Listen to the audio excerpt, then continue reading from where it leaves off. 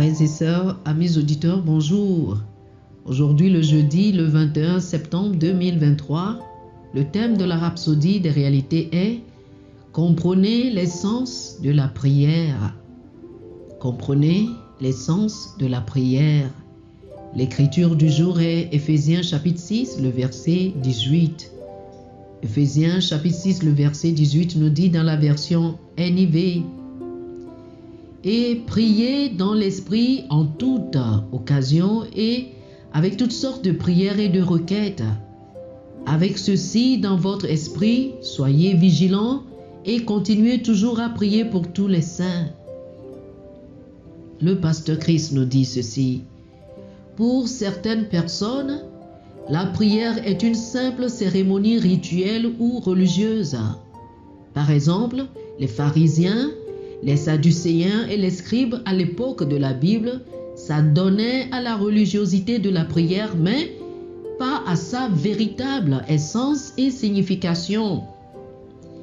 Mais ce n'était pas le cas avec les patriarches de la foi comme Abraham, Isaac et Jacob. Ils ont compris l'importance et le pouvoir de la prière en tant que communication efficace avec Dieu. Le Seigneur Jésus a également démontré le pouvoir de la prière avec des résultats étonnants. Ses disciples ont remarqué cela et lui ont demandé de leur apprendre à prier efficacement. Ils désiraient prier de manière à ce que Dieu les entende et leur réponde. Ils voulaient une véritable connexion avec Dieu où leur prière aurait un impact significatif. Et cela est devenu leur expérience. En étudiant le livre des Actes des Apôtres et particulièrement les Épîtres, vous découvrirez des informations précieuses et des conseils pratiques sur la manière de prier efficacement.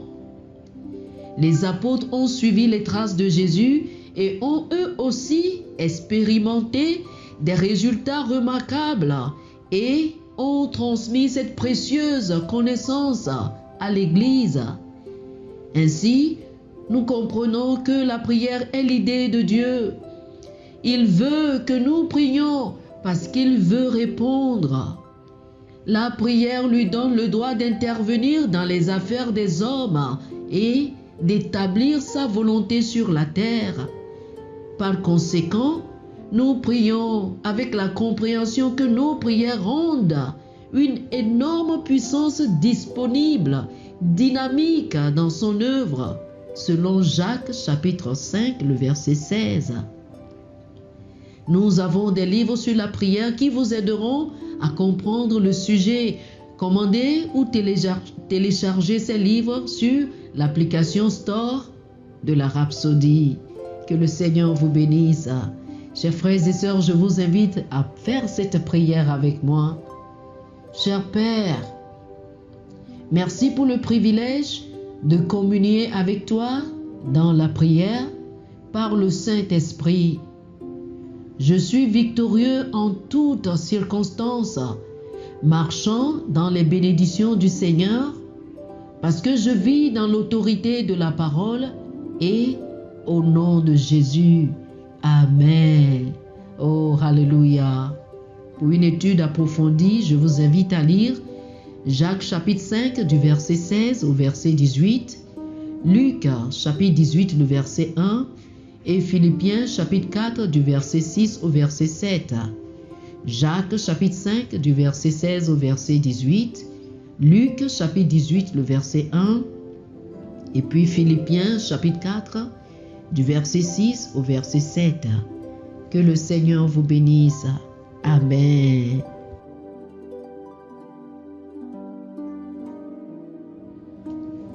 Chers amis auditeurs, nous espérons que vous avez été bénis par ce dévotionnel.